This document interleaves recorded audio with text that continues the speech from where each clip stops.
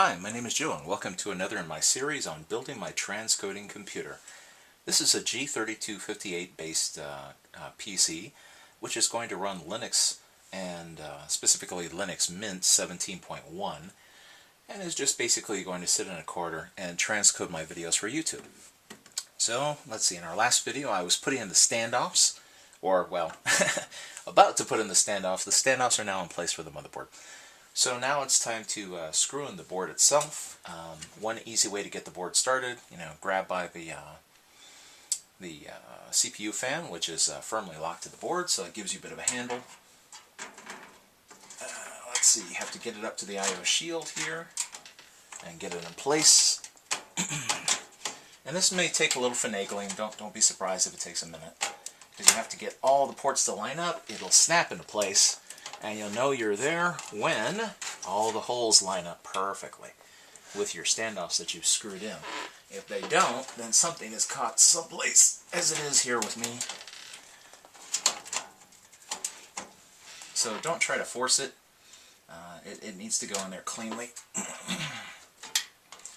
just have to mess with it until you figure out where it is that it's hung up. Now, some boards do take more attention than others.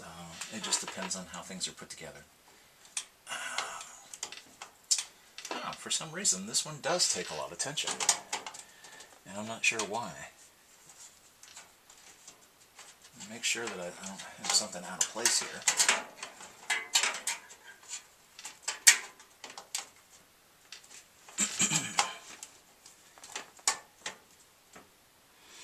Seems like this is taking way too much tension.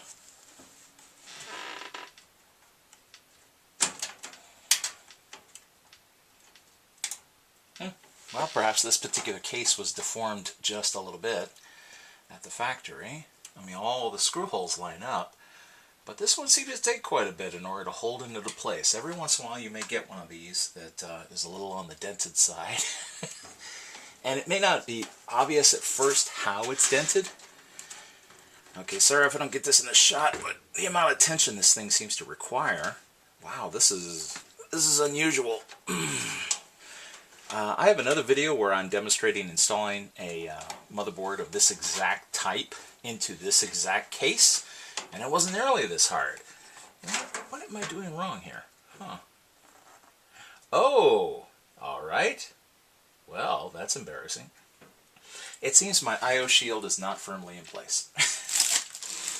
I knew there had to be something wrong. Now, it's probably hard to see. In fact, it's probably impossible to see on the video, but the I/O shield, which I thought was all the way seated, is not. That's why, like I said, these things are made to fit in there rather cleanly, and it looked like it was in there, but it was actually sticking out probably a millimeter, and that makes all the difference. In fact, I'm probably going to have to take the whole thing out and stick it back in. So again, if you have to force it, something is definitely wrong.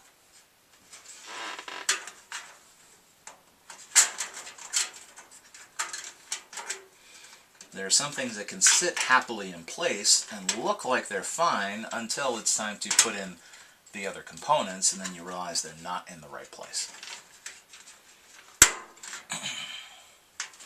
So let me look, and sure enough, this thing is still sitting up. There we go. In place. Snap, snap, snap. Alright. That should make a world of difference. Okay, so like I said, the moral is don't force it. I was tempted to, but then I thought, that's just too weird. It shouldn't be that way. So line all my ports up. Line everything up, and sure enough, the screw hole lines up, and there's hardly any tension at all. Alright, here's where a magnetically tipped screwdriver really comes in handy. Don't worry, the magnetic tip is so light that it can't damage any of your components. So I've got a screw on the end here.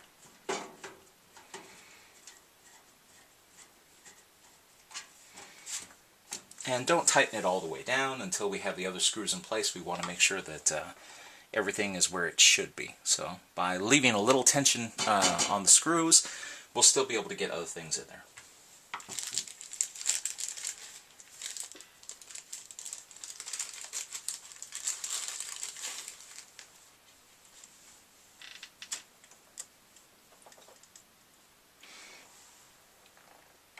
I like to do these outer ones first, so it's easy to make sure everything is firmly mounted.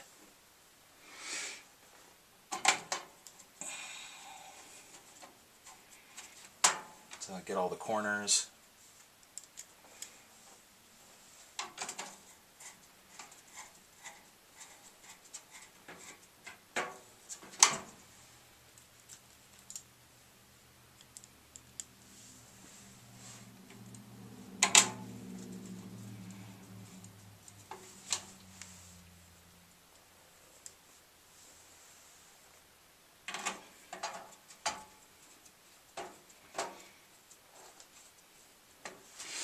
Okay, so now I have all 4 corners in, and the camera says it feed me a battery. So we'll go ahead and we'll stop it at this point, and we'll pick it up next time. See you next time on Joe's Technology.